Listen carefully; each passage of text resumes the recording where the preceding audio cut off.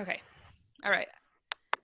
So before we get started, I just wanted to share a quick quote about family history. I like to share the quotes every week because I think it's good to get our minds thinking about it. But this quote is by Kilroy Oldster. He's an author, but he wrote that every person must become familiar with their communal history of struggle, loss, redemption, and meaningfully contemplate the meaning behind our personal existence in order to draft a proper and prosperous future for succeeding generations.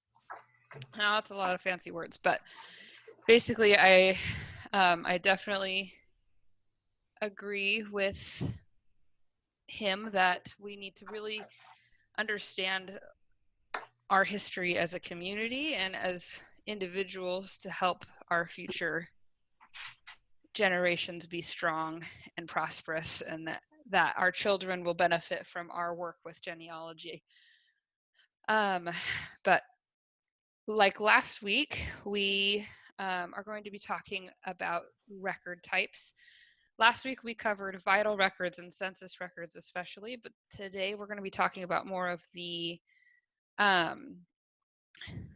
alternate records and how they can help us with our family history and to answering those questions we have about our family.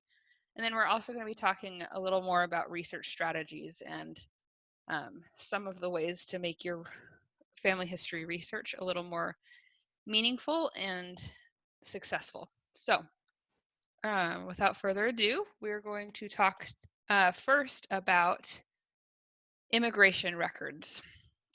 So immigration records, they began in the 1800s for most countries. Before then, people didn't really care as much about keeping those the names of people rather than numbers.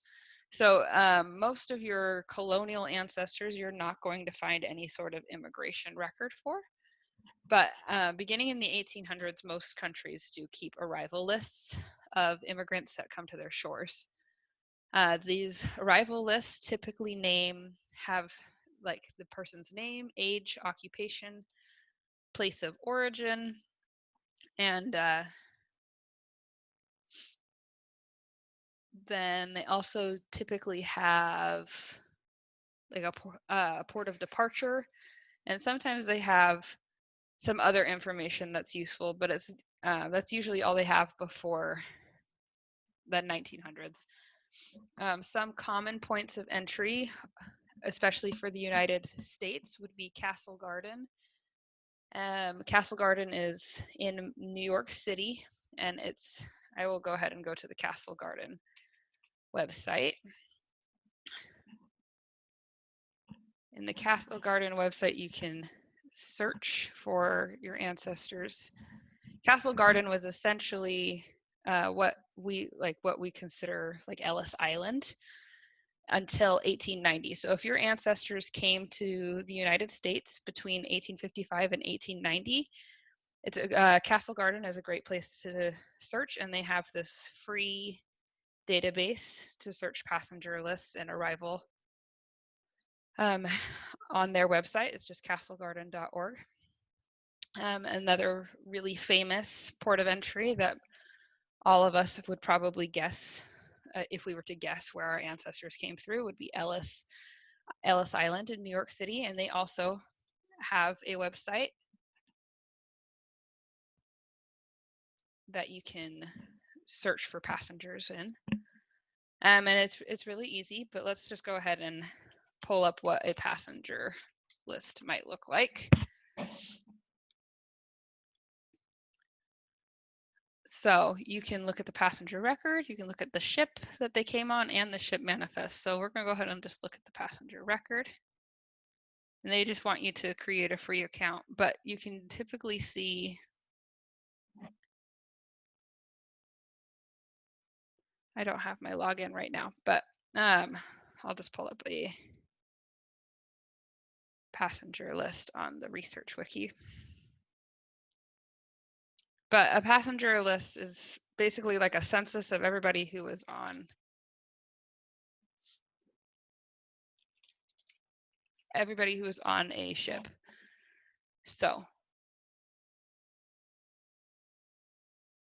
oh, they don't have a picture up here. Let's see. Sorry, I should have been better prepared with that.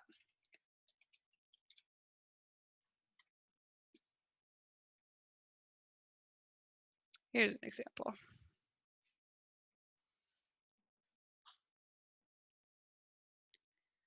So you can also search passenger lists on ancestry.com. You don't have to go to the website of the port of entry, but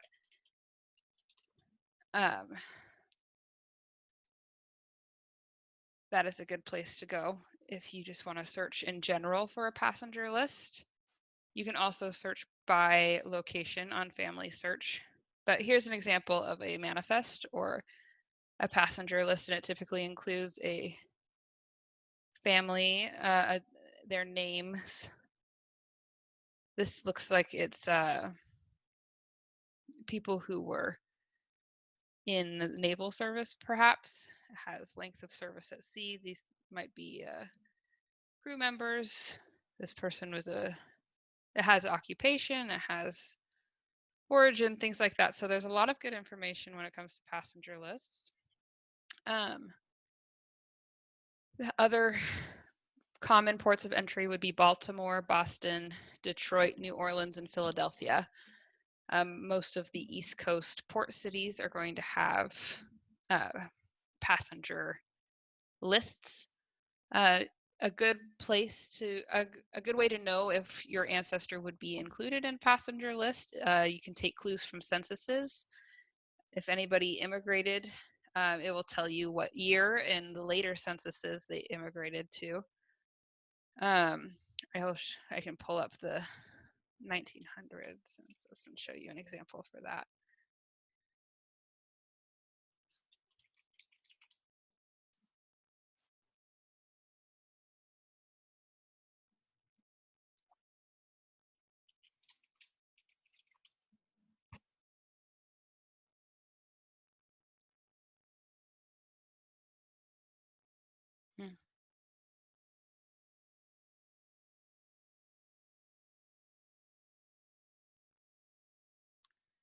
If you look on this column right here, in most censuses, in the later censuses, they have a column that says when somebody came over. So you can see right here in 1882, that would be the year that you would want to look for a passenger list. And then also this information right here is useful, but we will get right back to that. So taking clues from the censuses is a great idea, and also taking clues from where your family is from or where they settled.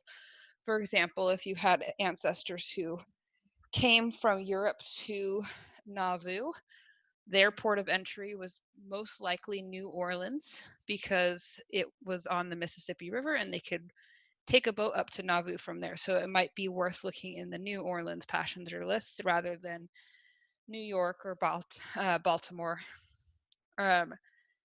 Look for records that have titles that include the word passenger list.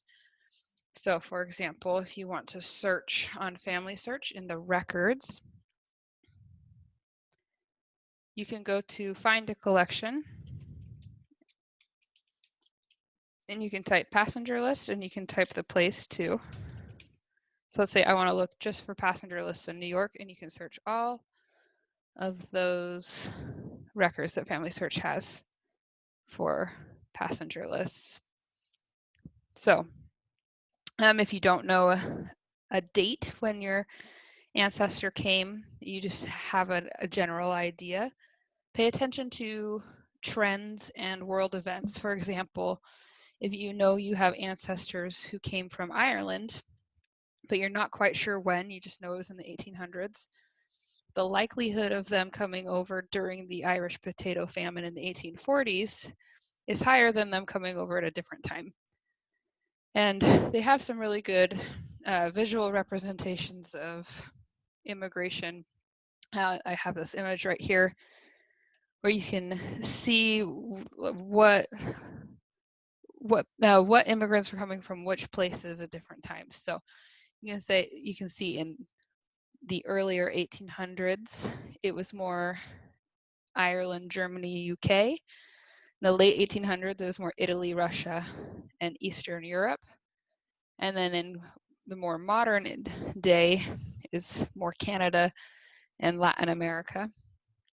And so if you're not quite sure when your ancestor came over, but you know where they are from, it might be a good idea to look at one of these graphs or Google when did most Italian immigrants come over, and then you can have a good idea of where you're going to have a higher likelihood of finding those passenger lists.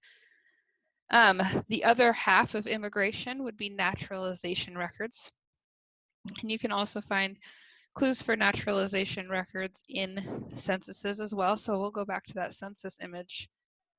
And you can see this column right here. This is why it's important to look at the images of all of the records that you can find for your family, because this part isn't indexed, but it says the number of years in the United States and then also naturalization. So when you see right here, these people with the UN, those people are immigrants, but they are not naturalized, so they have no information, or it's unknown. The census taker didn't ask. But this guy right here, Thomas Henderson, he's from Sweden. We can see right here that he immigrated in 1882. He's been here for 18 years. And AL means he is alien, which means he has not been naturalized. So at least before 1900, it is not worth looking for a naturalization record for your ancestor, Thomas Henderson, because the census already tells you that he did not have a record, at least by 1900. So some of the abbreviations in the censuses would be PA. PA means they're in the process of naturalization.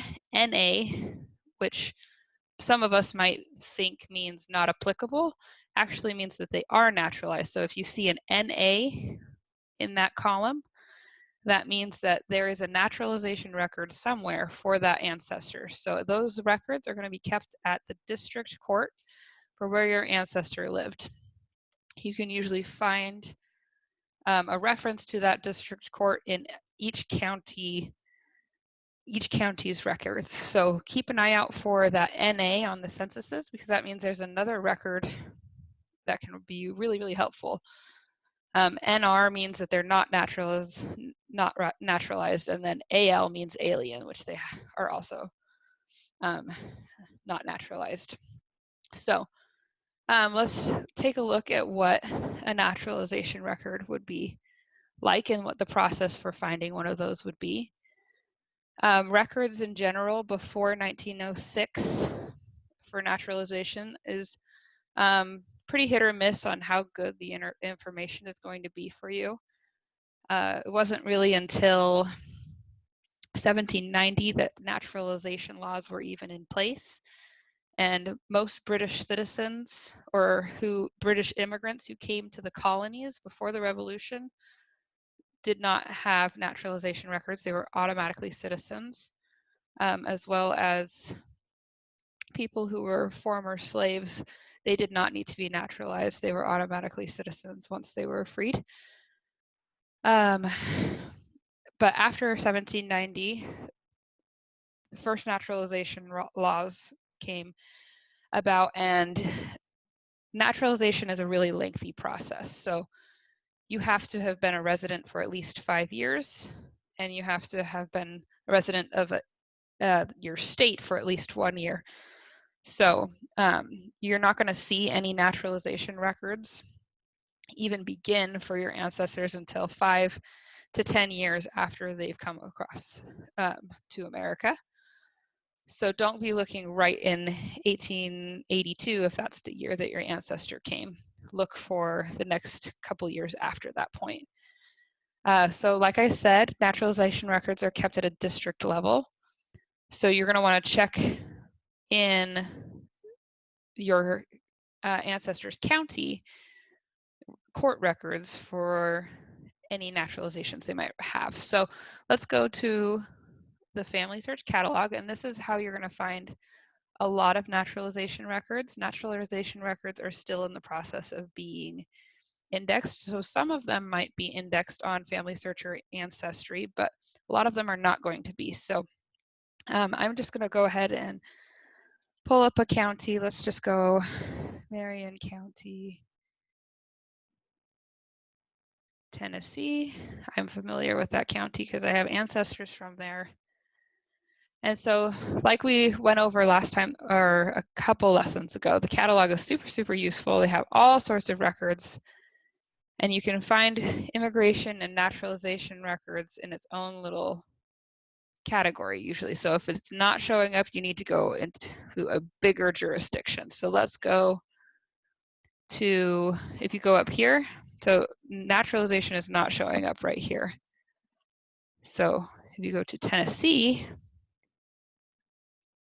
if you have a place and you need to get to a bigger jurisdiction, if you go up to the notes, it'll say part of, and then you can broaden the search a little bit. So Tennessee must have a broader scope of how they take naturalization records. So if you go down, there it is, naturalization and citizenship records. And lucky for us, they have an index, so we wouldn't have to go through every single page and look for it.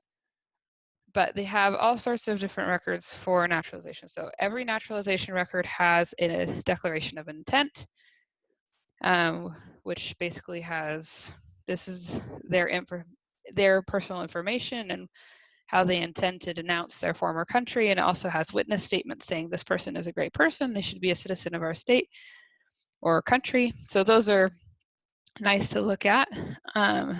They also have petitions, and they also have the actual naturalization records. So as you'll notice, there's 3 different naturalization types right here. They have one from Chattanooga, Greenville, and Knoxville. So that means that there are 3 districts within Tennessee that cover those places. So you're going to want to pay attention to where your ancestor lived closest to, or what district court they would be part of.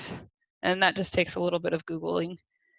But if you click on it, you can pull down and you can see all the records that they have for this area for naturalization, and you can look through, and most of these have indexes, and you can look through the images here. You can see that these have not been indexed. So if your ancestor had a naturalization record, you definitely want to check the catalog because that is most likely where they're going to be. Let's move on to probate records, which is going to be a really similar process. So let's go back to the catalog. And a probate record is, for anyone who doesn't know, a probate record is basically wills. So if your ancestor died and they had property that they wanted to distribute a certain way, they would have a will, and these are those records. So wills can be really helpful with verifying who is living among their children. It can uncover family drama, which can be pretty fun. Like, for example, I had an ancestor who was really unhappy with his son, and he had a will that said, you know, my daughter Mary gets $500, my son John gets $500, and then my son Thomas, he only gets $1 because he's a huge disappointment, and it will like say that in the will sometimes. And so the wills can be really fun to read. You can kind of uncover some of those family secrets. It can also help lead you to other people that you're not quite sure about. I have had a lot of success with wills helping me find in-laws. Like if I know this person had several daughters, but I can't find marriage records and I'm not sure who they got married to, a lot of times in the will, they will state, I give my estate to my daughter who is married to this person. So that can also be helpful. But let's go ahead and look for a probate record, and I'm just going to go ahead and go to Tennessee again. And you're going to want to look for these again on a county level. So pay attention to the counties that your ancestor lived in, because a lot of records, especially these alternate records, are going to be kept on a county level. The state level tends to be a little too broad to keep track of people, so counties usually had most of the power. But if you look on the catalog and you scroll down, it'll be right under probate records. And if you click on that, there are several different types of probate records. The main two that are going to be useful are wills and testaments and letters of administration. So wills are when somebody has died and they actually went to the court before they died and said, this is what I want my family to receive. And then letters of administration are pretty much the exact same thing as a will, but it just means that the person who died actually did not physically write that will. It means that the family wants to distribute their estate in some way or another, but the person who died did not have a will, so they have to do what is called a letters of administration. They're basically the same, at least in terms of family history value. So if you don't find a will for your ancestor, look in the letters of administration, because it might be there. But this is the will books for this county.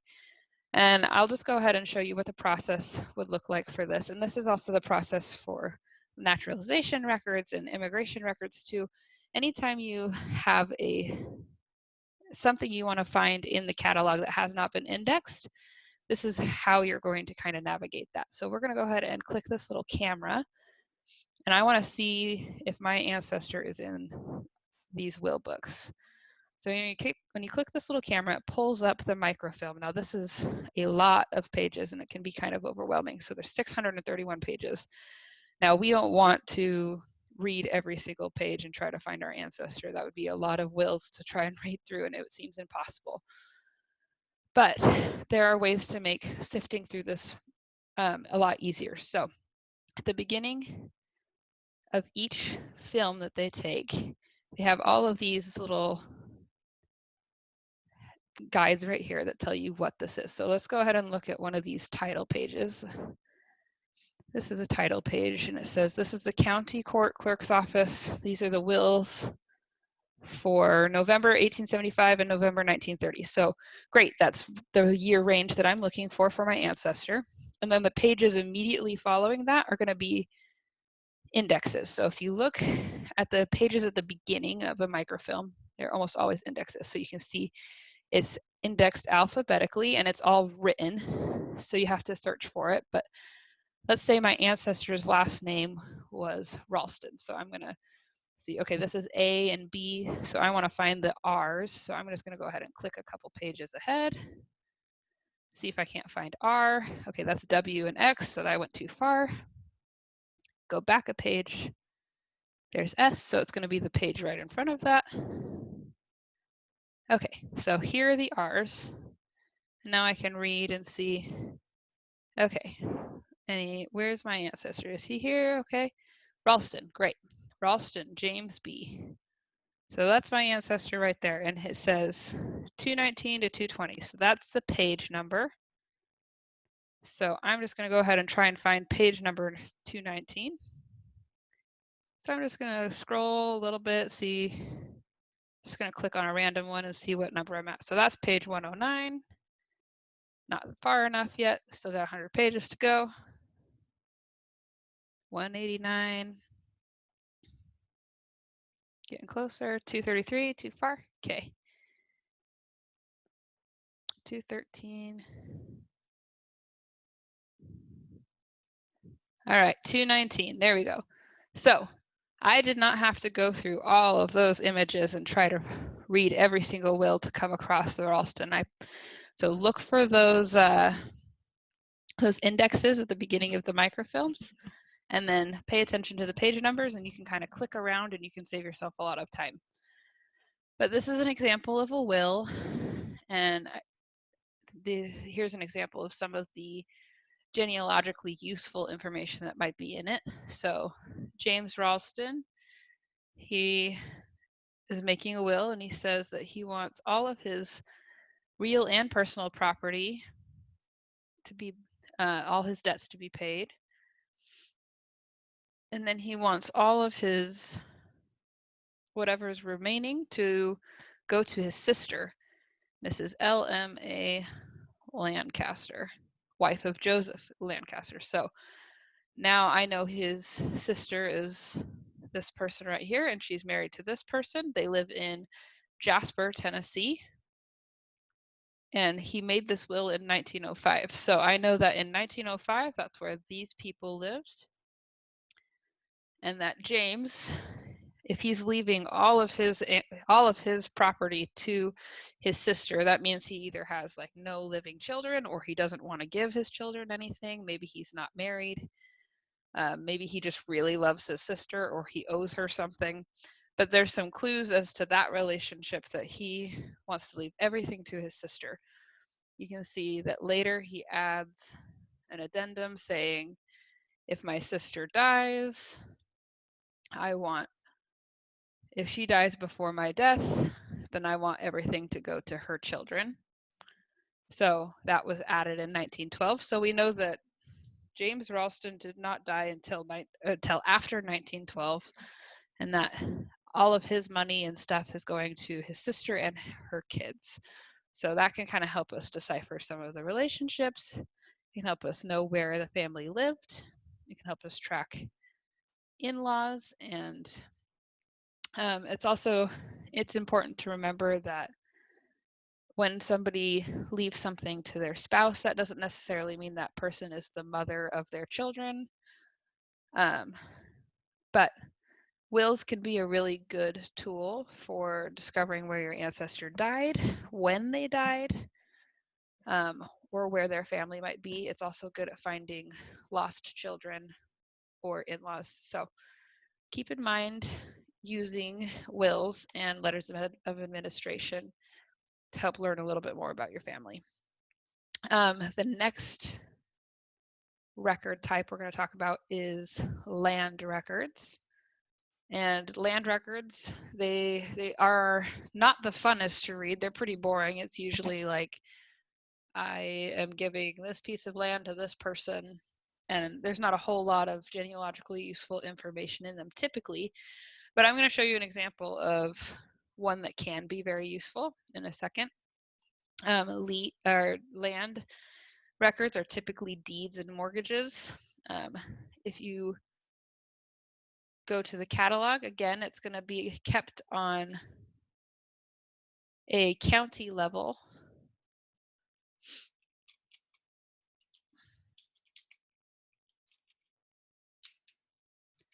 So you're going to want to search for all these records on a county level, and it's going to be under land and property. And you can look on the indexes, but you're going to want to look at deed books or early land records typically.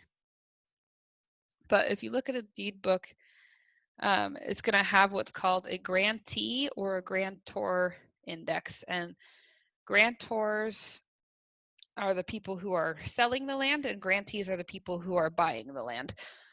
So check both indexes for your ancestor and see if they are in there. You're going to do it just like I showed you on like the probate record. Just click through and try and find the index for the name that you're looking for, and you'll be able to narrow it down to a page number much more easily.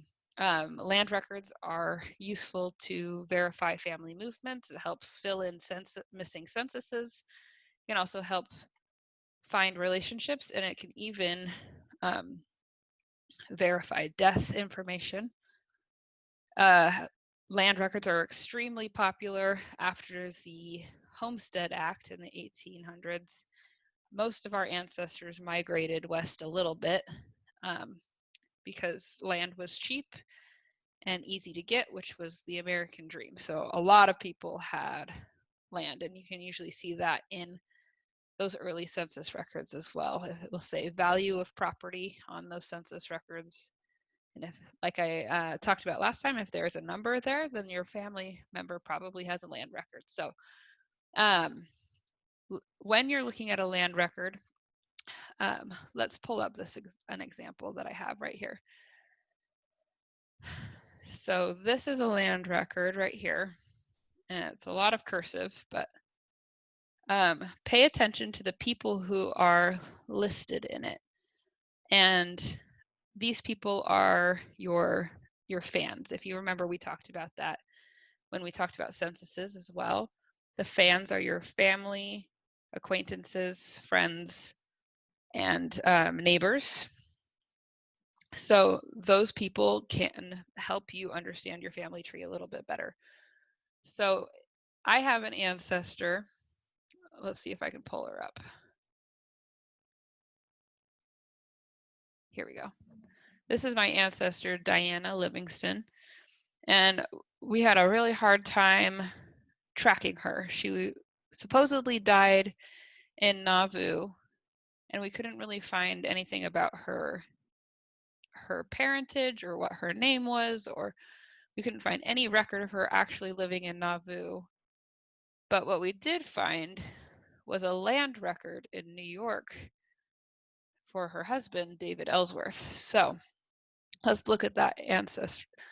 We couldn't find anything. So this is the only record we could find her in, and it helped unlock a ton of information. So this is the land record. And if you think, oh, land records aren't really useful genealogically, here's a great example of why they are. But this is basically saying up here that I'm selling this land to this person, and this land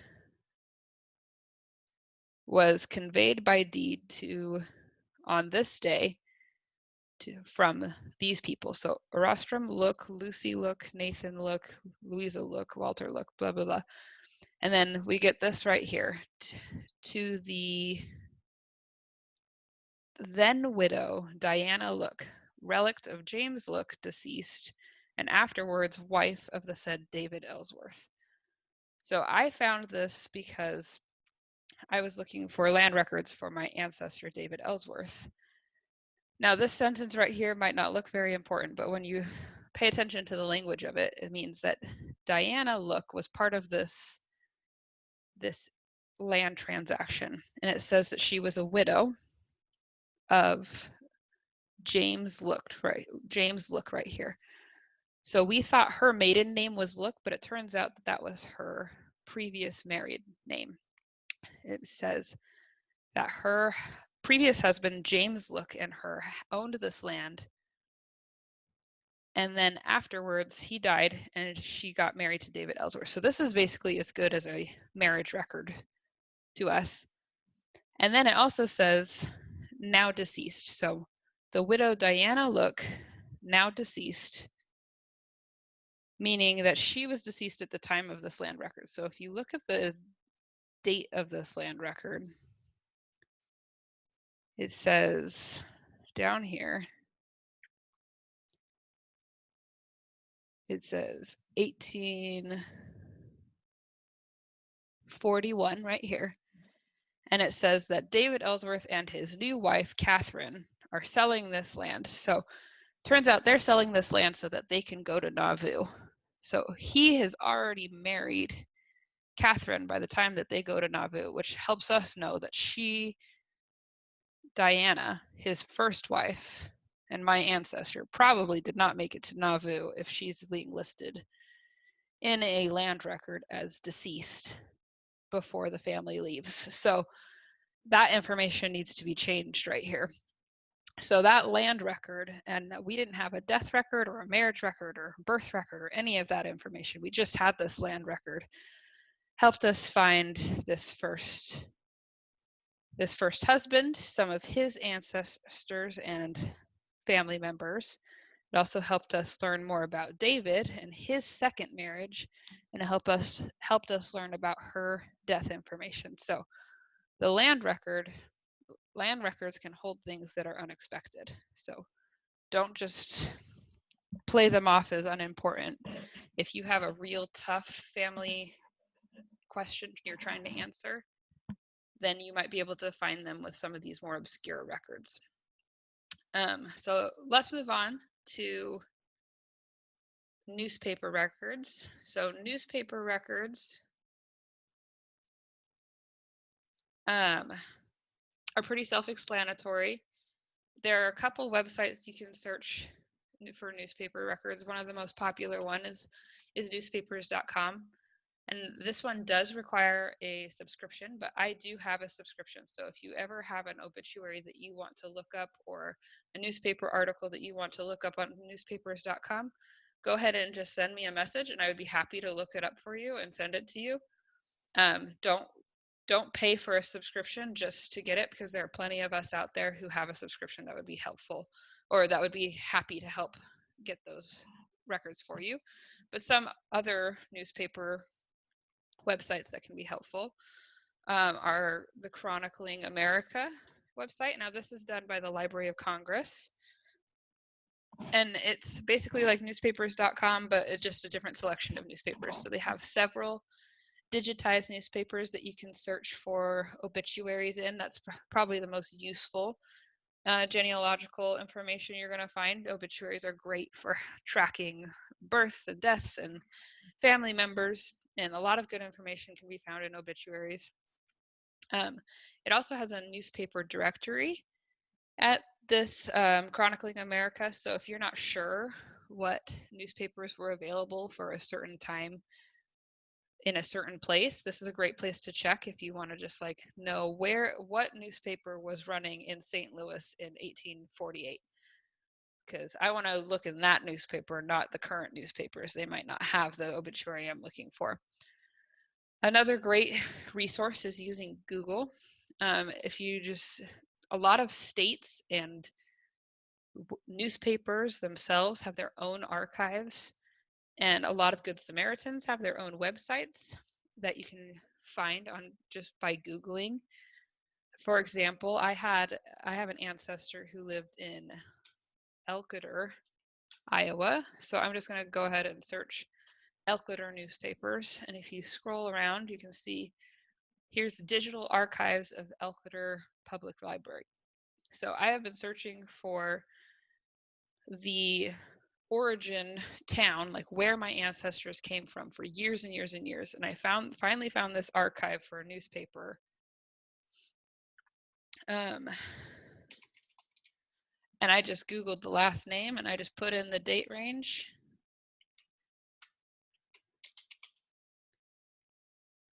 And I just searched and it pulled up exactly what I was looking for.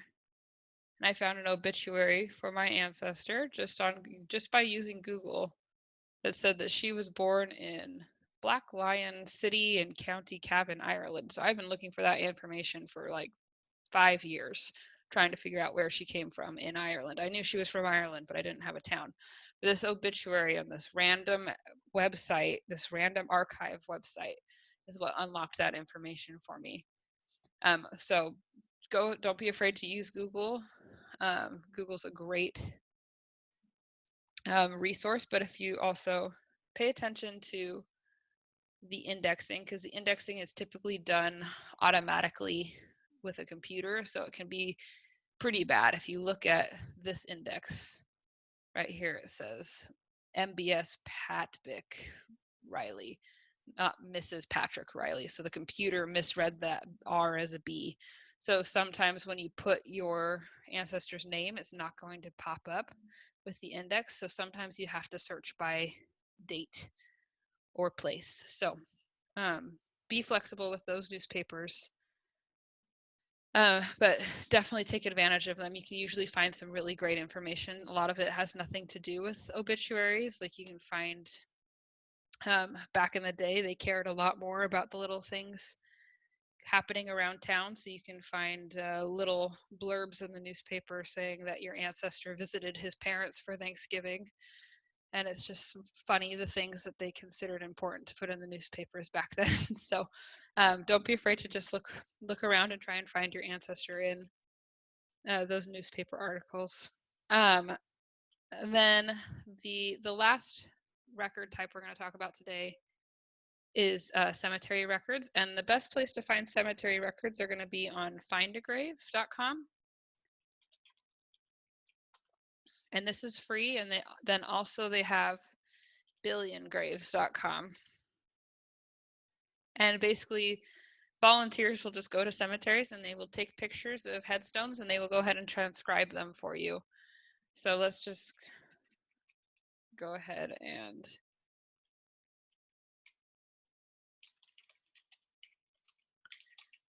pull up what that might look like.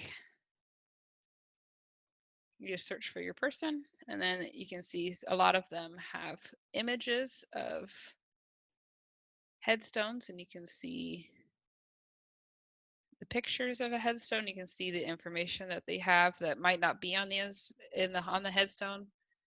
Any information that the family might have personally. A lot of times they'll have obituaries or other family information on the memorial. Family Search has an index for this, and so if they are showing up on Find a Grave, you should be able to find the record on Family Search that will link to this website. So, but definitely explore Find a Grave and Billion Graves for your ancestors and other people that you might be interested in. It started out as somebody who just really wanted to document all the famous grave sites, and then it just kind of evolved into a really great family history website. So, and Billion Graves is the same concept. So those are two great websites to look for your ancestors' grave. A lot of states have their own projects going on. Like, for example, Iowa has a gravestone project. If you just want to Google the state and gravestones, a lot of time they'll have gravestone projects for people that just random volunteers are going through all of the cemeteries in the state and they're uploading them to their own website. So again, you're going to find a lot of those hidden gem websites just by using Google. But for now, sorry, one last record type. We're going to go talk about military real quick. One of the best military websites is fold3.com, and this is owned by Ancestry. Unfortunately, it is not included in the Ancestry free subscription that we get through the church, but this is another one of those websites that I have a subscription to. So if you ever want to look up your family member's military information or a certain military record, feel free to message me or email me, and I will go ahead and search this database for you, and I will send you what I've got. But the most useful military records you're going to find are draft cards and pensions. Those typically include family members and birth dates and things like that. So if your ancestor did serve in the military, this is a great website to use. Like Amanda said in the chat, you can get a Fold 3 subscription free through the library portal. So that's a great resource. So the St. Louis County Library portal. So that thank you for sharing that. I did not know that. So look at your local libraries. They have lots of great subscriptions for us. So another great resource for us especially is the National Archives here in St. Louis. So St. Louis happens to hold the military archives for past wars, and they have tons of records, and it's really not very hard to look at those records for your ancestor if the records are 70 years old or older. So if you are interested in trying to find more of those records, and they won't be digitized most likely anytime soon, definitely come and talk to me about that process, and I can help you get started on looking at the archives here in St. Louis. People come from all over the country to look in the archives right here. There was a fire back in the 70s that destroyed a lot of those records, but even if the records were partially destroyed, they kept as much as they could. So you never know what good information is going to be there. So let's go ahead and just talk real quick about some research strategies real quick before we run out of time. But I know that was a ton of information, and there's a lot of uh, family history documents to look for, and a lot of different types of records that you can search for. But one of the best ways to help me stay organized is by using a checklist. So what I will do is when I've picked an ancestor to work on, I will go ahead and make a checklist, and I will show you an example of a checklist that I have made just on Google Sheets. And what I will do is I will just put my ancestor's name and everybody who's in their family that I want to research. And I will make a bunch of columns for all the records that I want to find for them. So I want to find all their birth, marriage, and death information. I want to search for burial and obituaries and probates and military records and all the census records and stuff. And then I will go through and I will make sure that I have searched for each of those types of records, and I will go ahead and make a little note of what I've found or what I haven't found. And this helps me not repeat my research. If I have already found a burial record, then I know that I don't have to keep looking for one. Or if I've searched and I haven't found an obituary, I might want to check later and see if I can find it at a different time. Or if I haven't found a particular census, I might want to spend a little more time looking for that. But this is a great, easy way to take notes and kind of track what you're doing, and also kind of get a visual of whether or not your research for a certain person is mostly complete, or if there's some gaps in your knowledge or what you have found. So I definitely encourage you just keeping a checklist so you can kind of see what you have found and what you haven't yet. Some other great strategies is to make sure that you don't, this is what we like to call collecting ancestors. We don't collect ancestors, which means if you find somebody else's family tree and it seems to be super complete and they have all these names that you were missing, don't just go ahead and add them to your tree without verifying the information. A lot of times that information can be great and really helpful, and it can be exactly what you're looking for, but it can also lead you down the wrong path really quickly. So just be wary of other people's research, even if your ancestors have done previous family history work. Another thing to be proactive about is look and make sure that people's names are correct. Try to make sure that there are no duplicates. Try to make sure that there are no wrong IDs in your tree.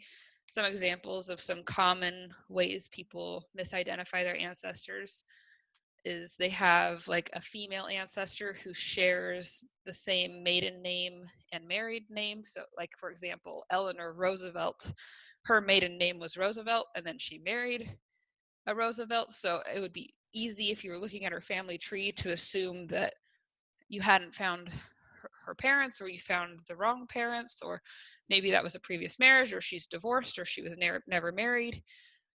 So just pay attention to that. A lot of people married cousins or distant cousins and they had the same last name, so pay attention to that. There's also name variations and spellings, like Francis with an I or Francis with an E can help you identify a gender if you're not quite sure. Relationships, and pay attention to date incongruities. If somebody is a parent at the age of 7, like that's a good place to realize that there's some research that needs to be done.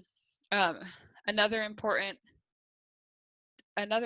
thing to remember is to not go forward in time. It's easy to get excited about some of the famous people we're related to. Like, for example, let's say I know I'm related to George Washington. I'm not going to want to go from George Washington and try to work my way back to myself. I'm going to want to work from myself and try to work my way back to George Washington. Start start with yourself and work yourself backwards in your family tree, and you're going to have a lot more success. And we kind of talked about that the other last week. Like, for this is my husband's family tree right here. I'm not going to want to start automatically with all these blank spaces right here. I'm going to want to go ahead and start with the generations that are closer to me and make sure that research is complete, because a lot of that will fill itself in. Record your searches. Like I said, a checklist is really helpful. Try to avoid what we call sticky note research. Don't keep all of the information that you're searching for on sticky notes around your house, because that's going to get lost and be hard to organize and hard to remember. And so just keep those notes and pay attention to what you've already done, so you don't do extra work later. And then, like we really talked about last time, pay attention to everything that is on a record. Look at those images. Look at the pages around them. Really open your mind to different lines of research you can be doing. Like, look at the passenger record. Who came with them? Who are the people who came around them? Are those family members? Are those neighbors?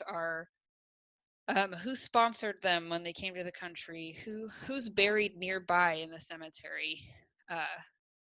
Who sponsored and witnessed for baptisms and marriages and things like that? Pay attention to maps at the time and wills. Who inherited things? Just really open your mind to all the questions that can be answered by all these different types of records. So that is all that I have for today with record types. And next week we are going to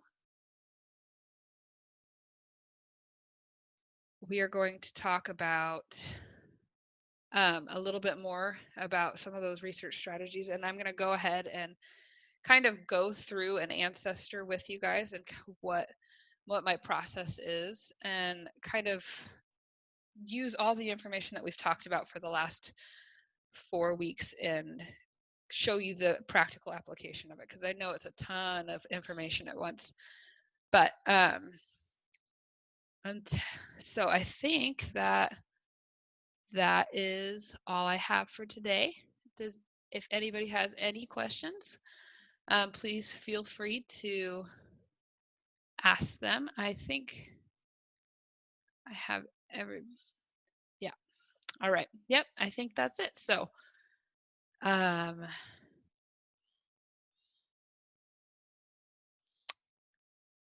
if anybody has any questions, go ahead and ask me in either the chat or unmute and ask me here. You can email me this